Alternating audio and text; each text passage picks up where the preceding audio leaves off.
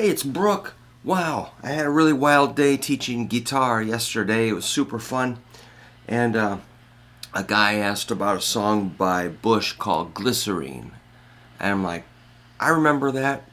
It was, when that was a new song, I was teaching that to kids. And the challenge was for them to be able to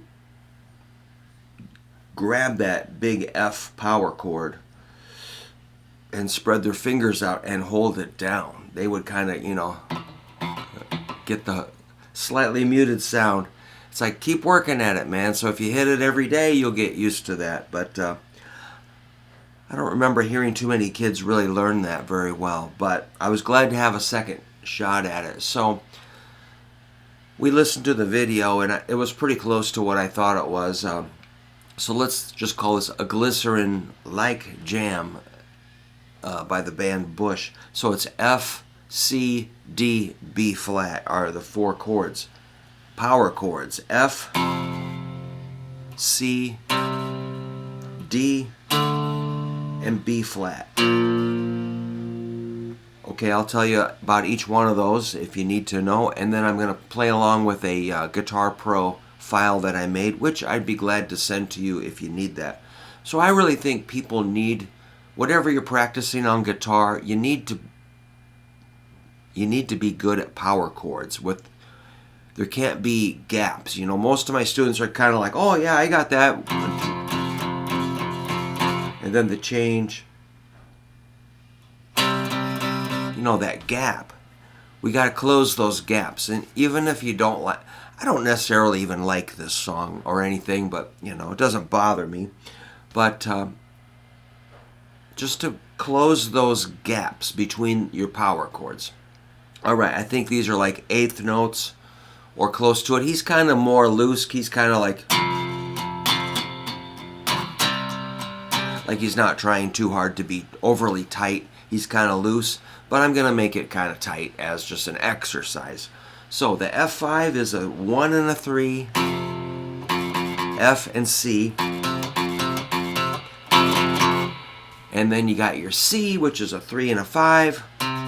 That's a C and a G. And then take it up 2 frets higher. You got your D5, which is D and A. Those are 5 and 7.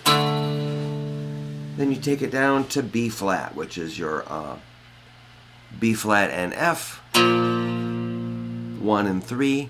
So it's F, C, D, B flat. And before I do the playthrough thing, that would be a 1, 5, 6, 4, which is kind of like your Taylor Swift thing, looking for a capo, but I don't have one. Well, it does sound like every Taylor Swift song, so or millions of country songs are doing this now, a 1, 5, 6, 4, which we'll talk more about that later. But all right, I picked 98 beats a minute. It's pretty close. I noticed in the video the guy's kind of up here. Mr. Uptight Guitar Teacher comes back here, so just play it wherever you want. And after, I'm going to do that thing I showed you 8 times, and then the hook, or the kind of resolution, is like F, then a C, B flat, and an F. C and B flat. So it's 8 Fs, 4 Cs, 4 B flats, and repeat. Alright, 98 beats a minute. Play along if you... See if you can get through those gaps if you want to play along. 1, 2, ready, go.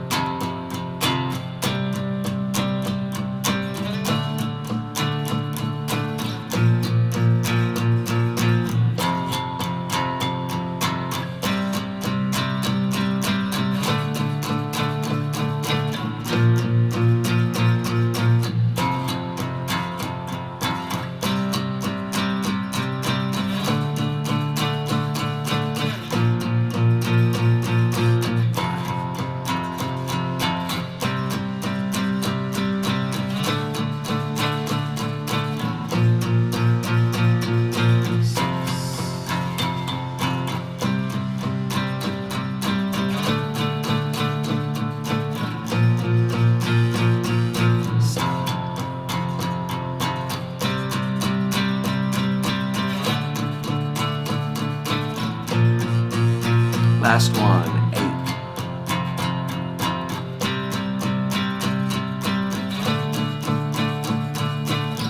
Okay, here's the last second line, F and C, B flat and an F,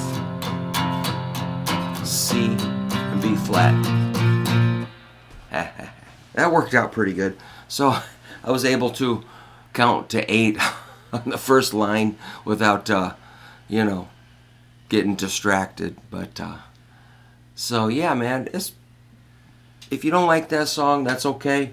But you might want to just use it as a power chord practice, or find something you love that uses power chords and get really good at them, so there's no gaps between your chords, and you know this is about as easy as it's gonna get. But you know, see if you can do other power chord songs. There's millions of them. Pick one. Let me know. Let me know if you have an idea for a power chord song. Maybe I'll do a video for it. And yeah, man, just keep working on those old power chords. Thanks for stopping by.